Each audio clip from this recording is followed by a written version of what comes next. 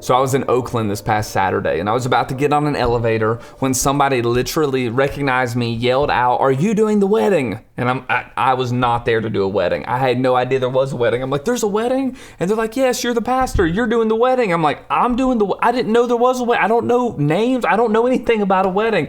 And they're like, "Oh, you must be the wrong pastor."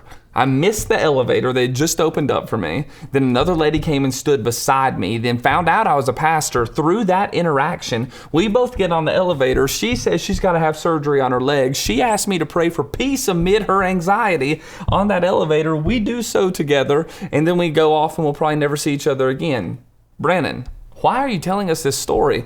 Because I would have never got that moment with that lady named Phyllis to pray for her leg as she was about to have surgery if somebody would not have interrupted me. And I hate interruptions. I would be lying to y'all. Like, there are days that, like, the two most important things in my life are my calendar and the Bible. And sometimes I don't know which order it's in. Let's be 100% honest. It is so easy in our day and time to be distracted and so hard to be intentional. And it takes so much intentionality to remain present. But it's interesting in the Bible, interruption is just part of the journey. Interruption actually serves more of a role in the Bible than we often give it credit for. It's in Acts chapter 10, verse 44, where it says, when Peter's at Cornelius' house, it says, while Peter was still speaking these words, he's preaching to them, but while he was still speaking, in the middle of it, the Holy Spirit came upon everyone that heard the message, and everybody starts speaking in tongues. The Spirit becomes poured out onto the Gentiles. This crazy moment that changes history happens. But what I want to point out to you is it's while Peter was speaking. He's in the middle of the interruption. Think about the life of Jesus, how often this happens.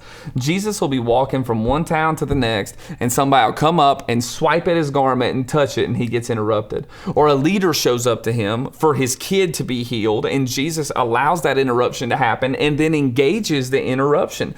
Think about Jesus preaching in a house in Capernaum when a little hole in the ceiling opens up and dirt starts to fall, and now a paralyzed man is coming through the ceiling. Brandon, what is your point?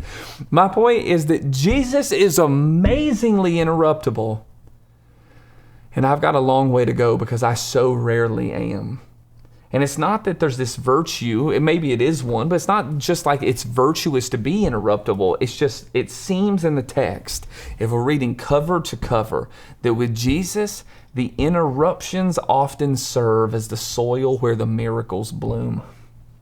That it's in these moments of interruption that the supernatural happens. And I wonder if there's areas and times and people and places in my life that I miss because God was wanting to use an interruption to make His glory known.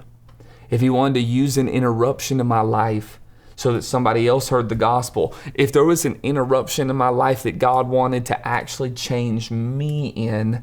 So here's my encouragement and challenge to myself. Well, this is on camera right now. It's going out to you on refuel, but really this one's just for me and to me, which is, Brandon, why don't you make a dedicated effort today to be more interruptible if it shows up? In the places that you can be. I get life happens. Don't lose your job because you missed something. But then again, maybe God uses that. I don't know the mysteries of God. I just know that I know that in the Bible, the interruption often serves as the soil where the miracles happen.